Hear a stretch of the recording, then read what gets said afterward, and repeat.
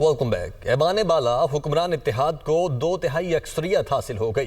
PP 26, नून league 20, आज़ाद 6, बाब 4, MQM और ANP के 3 सेनेटर्स। पीपल्स पार्टी 26 सेनेटर्स के साथ सबसे बड़ी जमात बन गई है। तहरीक इंसाफ सेनेट में दूसरी बड़ी पार्लिमानी जमात बन चुकी है। वकार सैयद इस्लामाबाद से हमारे साथ मौजूद हैं। वकार, इन रिजल्ट्स के बाद अब क्या नए फिगर्स हैं, क्या दादोशुमार हैं?